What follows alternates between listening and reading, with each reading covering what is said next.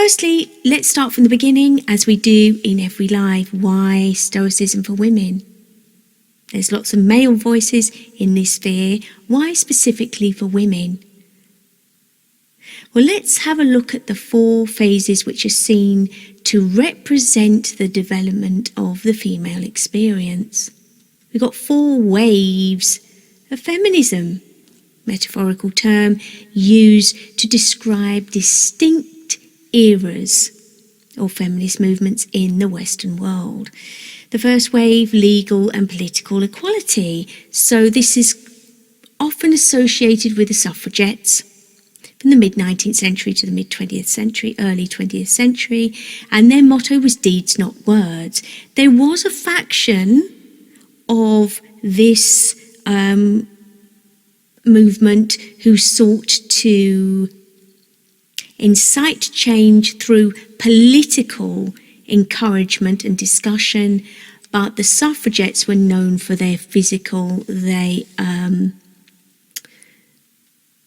kind of more of an aggressive stance that they took, proactive stance, I like to think of it, in order to get things done, in order to be seen, heard, acknowledged. Second wave, 1960s to 1980s, was addressing cultural and social inequality. We're talking about workplace discrimination, reproductive rights.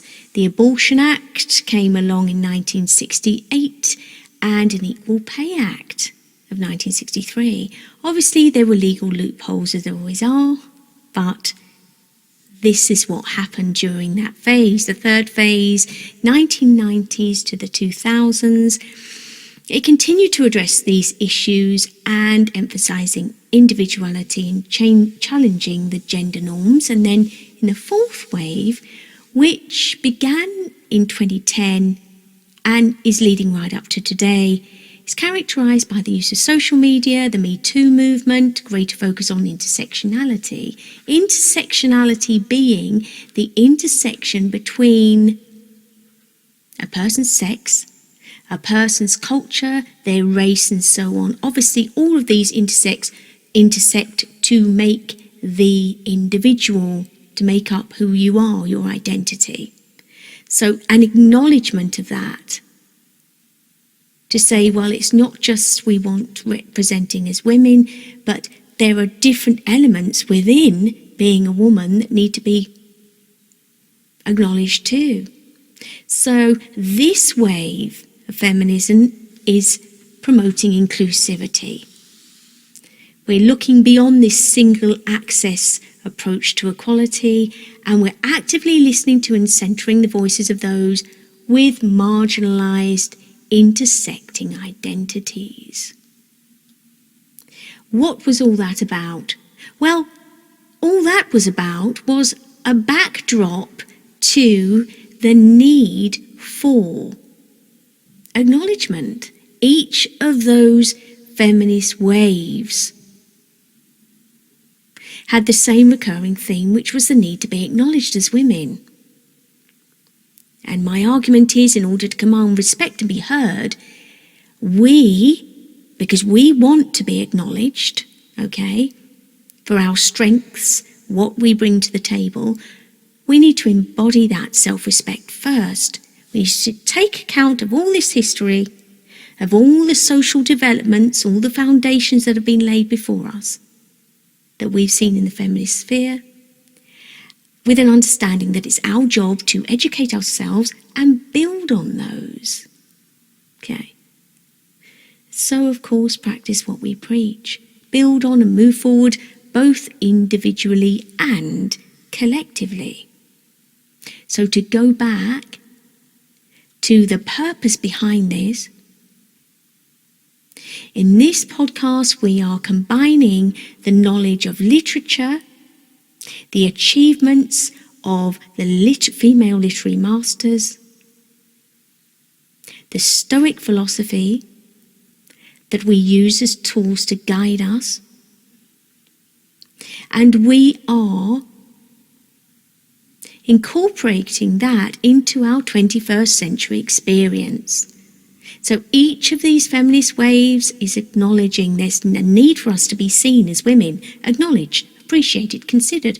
And also, we need to remember we are not just asking to be acknowledged by men.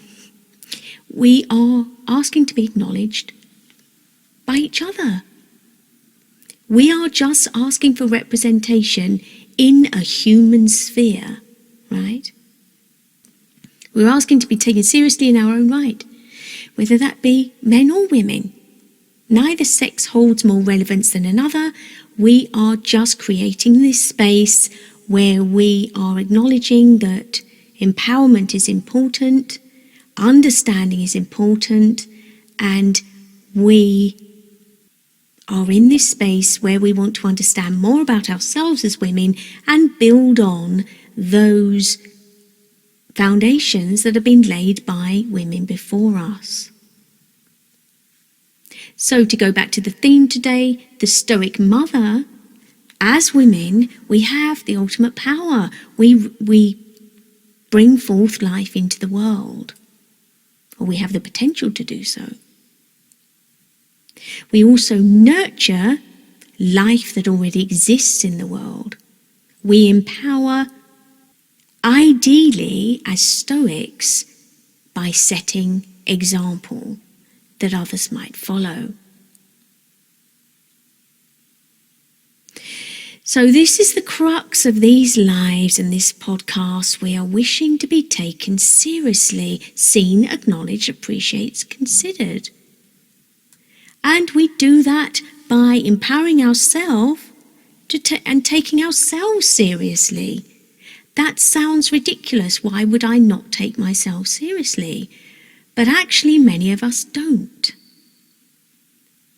We come to the world in a certain place, and we are moulded by the world and taught to be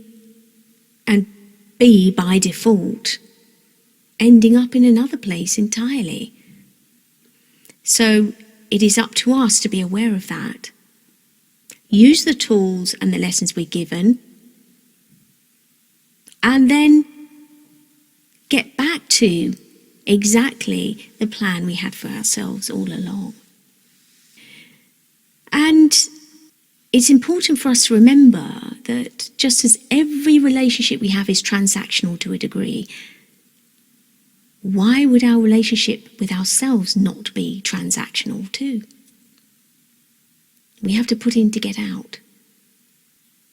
There is a transaction that needs to take place, even with ourselves.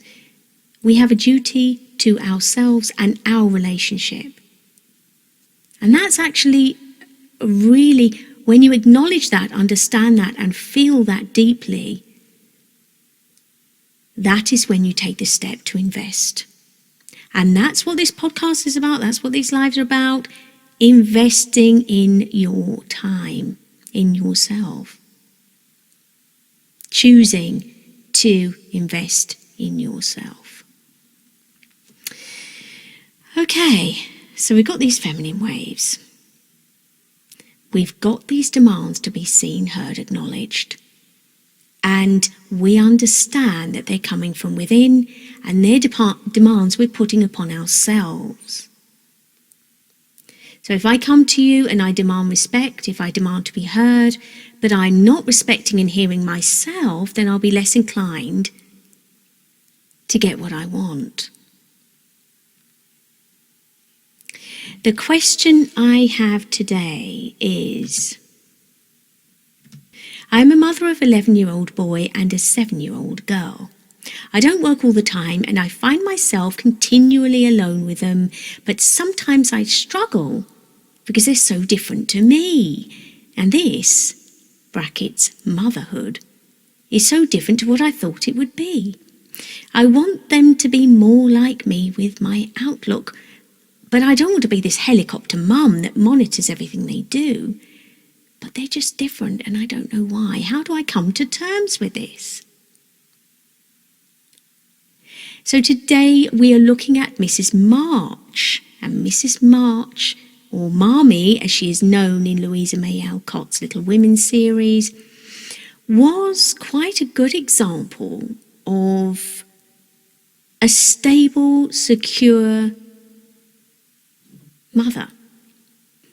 A stable and secure mother who was always present, who led by example, and who had many challenges to boot. And that's the theme of today's live. As I said before, it is the Stoic mother. So let's look at her role, and we're going to look, as I say every time, we're just going to think about our journals and what we've written in them and what we're adding to. We're going to look at how this relates to ourselves. Now, as I explained, it might not be that you're a mother yourself. It might be you are relating this question to your own experience with your mother. But again, to just tap back into the transactional idea, the idea that life is a transaction and we need to survive in order to be able to give in that relationship, in that maternal, or if you are the child, in that relationship with your mother. We need to be accountable in some way. Because a relationship is not just all take. And as the anonymous questioner said, I don't know how to come to terms with this. They're different to me. I don't want to be a helicopter mum, but I want them to do the things that I like to do, and I want them to be more similar to me. So there's a transaction there, isn't there, that needs to take place. And then once that transaction takes place, that's where your input ends. Okay? In our journal today, I'm going to read you out what I wrote in my journal. And this was just that 5-minute commitment that I speak about every time, which is a commitment to tap into ourselves for 5 minutes every day. And if we can, 5 minutes more in the evening. But wherever and whenever you feel you have the space to do that, it is something that is given to you. So we're talking about transactions here. You're putting in, you will gain something from that. My journal entry says, we must be faced with trials to test us and determine our character, to find out what we are capable of. So we must be is different to we should be, is different to we can. We must be faced with trials to test us and determine our character. There must be tests. If we assume that it's all going to be plain sailing, there would actually be no relationship. There is no relationship without challenge, because a relationship is a transaction, is a meeting of two minds, two bodies, two entities with differing needs. And in order to continue that relationship, obviously, we need to provide something. Going back to today's question, the Stoic mother, obviously, there are certain obligations we have as a mother, or indeed our mother has. What I'm saying here is, today, with your journal, note down your trials. Note down what has been testing you and demanding that you find out what you're capable of. May it be 1 or 2. I wouldn't go beyond that at the moment because we don't want to overreach ourselves. In the days to come, we can add different trials. Note down 1 or 2 of your trials. that you have experienced, and it will be either with your mother or as a mother. It's important just to get that down on paper and look at it and relate that to yourself and what you are bringing to the relationship. The first step, to write down how you feel about that. But it's important to acknowledge the part you have to play in that trial. And that's what I'm getting at today. To look at the relationship from a Stoic point of view, we have to understand that we are accountable for our part to play in that relationship. And what I'm saying is, with Stoicism, the answers begin within yourself.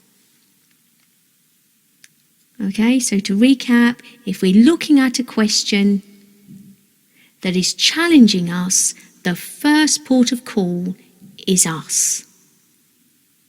That's how we come to difficulties. That's how we address problems as Stoics. We look at ourselves first of all. Because we understand that external forces are out of our control. We also understand as women that we have a certain, and parents, okay, and if we're looking at our parents themselves, there's a certain obligation there to fulfill certain roles. And what we do is we commit to fulfilling those roles because they represent our virtue. We can choose our roles. We can choose the importance we place upon those. But how they are received, perceived, that's out of our control. We don't have any control on that at all. So, Mrs. March, the Stoic mother. Again, the question, I'm a mother of an 11-year-old boy and a 7-year-old girl. I don't work all the time. Now, I find myself continually alone with them, but sometimes I struggle because they're so different to me. And this motherhood, she puts in brackets, is so different to what I thought it would be. I want them to be more like me with my outlook, but I don't want to be a helicopter mum that monitors everything they do. How do I come to terms with this? So if we look at Mrs. March, now Mrs. March is a mother of 4 girls, Meg, Jo, Beth and Amy. And if you've been listening to my Little Women tracks, you will know that they have a father who's a scholar and a minister, and he volunteered as a chaplain in the army during the American Civil War, leaving his wife and daughters to fend for themselves and plunging them into a degree of poverty. So he has helped friends, family friends. They couldn't repay the debt, and this has resulted in them being poor. Now, this is a direct reflection of Louisa M. Alcott's life, because her father did a very similar thing. So it's semi-autobiographical, this novel. So we've got this stalwart, we've got Mrs. March, and she is holding everything together, as these female protagonists do, and she's got these 4 daughters who have a very different outlook to her, especially Jo. And Jo wants to be a tomboy, and she cuts off all her hair, and she wants to be different to everybody else, and she doesn't want this expectation of just being a good little girl. And Mrs. March struggles with that. Her 4 daughters rely on her in times of despair, and she helps them. With open arms, a thankful heart, she is stable. She's there to listen to her girls' problems, and they know they can tell her anything. So her example is She's not portrayed as somebody who's particularly notable for any huge achievement in the novel, but her example is stability. And Louisa M. Alcott herself was the stable influence in her family's life as a daughter. So her mother got ill. Her father was, well, I'll refer to that in a moment, but her father plunged Louisa's family into poverty. And she was the stable one. So what are we saying here? We're saying that you don't always have to be the loudest voice, the biggest smile, but to be stable is the key. And how do we do that? Unless we prevent the chaos coming in. And this is what Mrs. March is doing. There's a lot of chaos all the time. She remains stoic and she understands some things are out of her control, and she just practices acceptance and understands that I'm going to have to be stable here. I'm going to have to be a stable influence, a virtuous influence, and I'm going to have to lead by example and hope things work out, because I know that is the only thing I can control. I can't control how that's perceived, and I can't control how that influences my children. All I can do is be that person. And that's the point. That's the point of today's live. Seneca said, "The greatest obstacle to living is expectancy, which hangs upon tomorrow and wastes today." The Stoic mother understands that it is her example, her commitment to her virtue, that creates the stability. Her commitment to creating that pause, to avoid being reactive, so that she then can be the stable influence, the rock that her children depend upon. And she has to work at that every day. Being a mother myself of 2 children, I have to work at that every day. And sometimes my children made choices I haven't necessarily agreed with. But that's out of my control.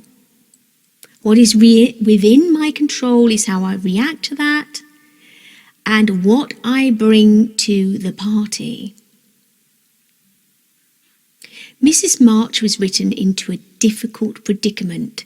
She had the conflicting demands of 4 children to juggle, and that demanded she lose the expectancy and deals with what she has to work with. And that's the way she chooses to navigate motherhood, rather than allowing those external forces to guide her, because they are ever changing. So let's look at Louisa May Alcott. She was raised in Massachusetts. I can't even say that. Massachusetts. There are some words that just... No, that's one of them. And her parents, this small town north of Boston was home to a great many writers of the day. Emerson, Hawthorne. They were neighbours to the Alcotts, and all of these writers were part of this movement called the Transcendentalist movement. And they believed one could find spirituality through nature and reason. They were optimists, and they believed humans were capable of great thoughts, and they advocated non-conformity, which is where she gets this character Jo, because actually Louisa M. Alcott was similar to Jo herself. But her father was not particularly responsible as a father or a husband although he was an enthusiastic transcendentalist philosopher. He failed to provide enough money to support his family, though, and their poverty was so dire, in 20 years they moved 20 times. So Louisa's mother was in a position where she had to act as head of the household. And when Louisa grew older, she took on much of the financial burden. Then her sister died after a bout of scarlet fever, and her brother died in infancy. So she struggled with this expectation of how girls should behave in the 19th century. She was a tomboy, and this is reflected in her character, like Jo March. She wanted to go and fight when the Civil War broke out, and because she was against slavery. But because she couldn't join the military because she was a woman, she signed up to be a union nurse. So, how is this relevant? Well, she finds herself in a situation where she has to financially support the family. She therefore devoted her life to her parents and her sisters, and she understood that for women, if you have a family yourself at that time, you would lose out professionally. And obviously she needed to make money. And this is where Little Women comes in, because it dramatises this struggle between the desire to help one's family and the desire to help oneself. And Mrs. March, again, going back to that character, that motherly character, the Stoic mother understands this is what I must do. My husband is away. He's volunteered, not only as has he lent our friends money, they've not given it back. Now he's gone away to volunteer as a medic in the army. So that's leaving me in a predicament. What am I going to do? Am I going to sit here and cry about it and sulk about it? What I'm going to do is be proactive, and I am going to make something happen. And part of that will be to ensure that my children can themselves get little jobs in order to bring money into the family. She's pragmatic, and that's a huge part of Stoicism, is the pragmatism. And this is the advice that I've got for the questioner today, which is, you cannot change how you are perceived, but you can be responsible for what you do, what your actions are, and what you are prepared to do as a reflection of your own virtues and how you feel you should come to motherhood. It's very difficult. It's a struggle between being a good mother and being true to your own aspirations, to balance that up and realising, well, motherhood is not quite, it's an unknown. It's not quite what I thought it would be. And when we look at Little Women, this narrator, Louisa May Alcott, she's not moralising too much. She's trying to allow us to draw our own lessons from this story. And the lesson I got from it was that Mrs. March is not featured too heavily, but she is the foundation that everything sits upon.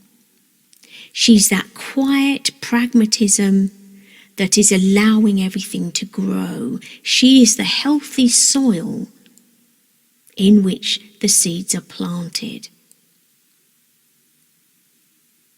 And we have her second eldest daughter, Jo, who is that wild card. She's not quite predictable. She's not particularly like her mother. And she develops throughout the story. And of course, Mrs. March then is reaping the rewards because she's seen a fully rounded daughter at the end, of which she had her fears in the beginning. And that is a result of her being stable, present and calm. The wild daughter, the one she worries about, the nonconformist, will take her example and use it to temper her rashness and reactive nature. So what is within our control? What is within our control is how we behave, how we tap into our virtue every day, how we question and realign with the problems using our journals every day. Jo March is quoted as saying, "I'm always possessed to burst out with some particularly blunt speech or revolutionary sentiment before her. It's my doom and I can't help it." Again, another one of these wild characters, just like one of the children. She went into so much more detail, but I couldn't go into it online. Just like one of these children of the person who sent in a question to me, who's a little bit wild. And all you can do is create those boundaries, set your example, and stay true to that example, and do your best